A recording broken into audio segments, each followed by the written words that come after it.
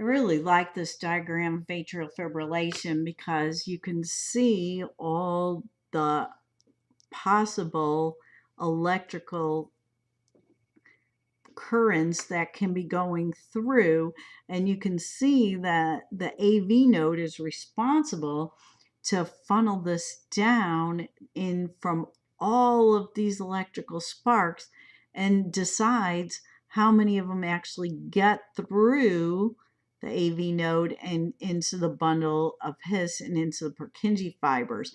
But you can see all these white spots. There can be tons of irritability.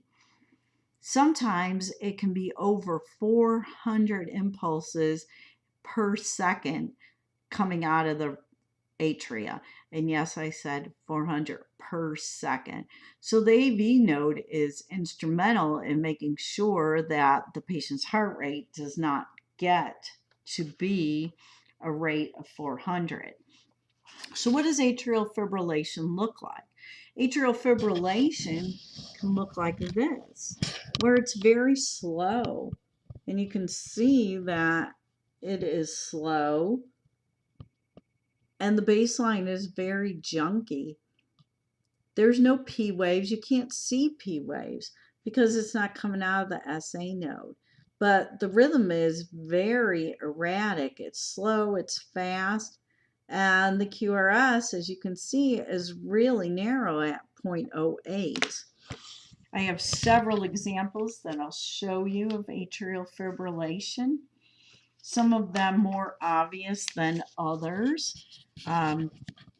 So if you look at this EKG, you can see that you can't see anything that's really easy to identify, but the baseline, no matter where you look, is pretty junky, and the QRS is obviously tight, and the rhythm is irregular. So I have a lot of examples of this because so many people are in atrial fibrillation. And just looking at it, you can see, just glancing at the entire EKG, that going to lead 2 down on the bottom, it's okay, then real slow, and then it speeds up real fast, and then it slows down again. Nothing that you can see in as far as P waves. Here's a great example of a rapid atrial fibrillation. So here's 6 seconds from here to here or from here to here. And you would count your QRSs 1, 2, 3, 4, 5, 6, 7, 8, 9, 10, 11, 12. So this is atrial fibrillation at a rate of 120 because you can see there's 12 QRSs. Again, erratic, chaotic, and nothing, no discernible P waves. If you look at the other half of the 12 lead, it's very fast, and then it slows down near the end of it. Back in here, it just slows down for really no reason. So the patient may not be feeling so well because their heart rate is all over the place. It's fast, it's slow.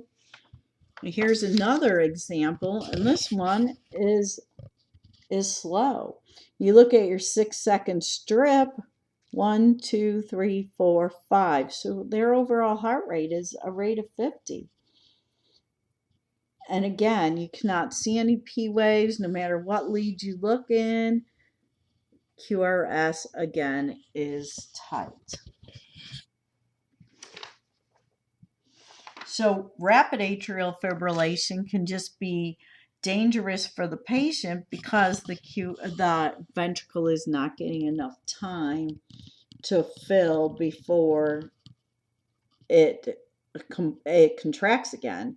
So each heartbeat is producing cardiac output, but it's a smaller portion than what it should normally be.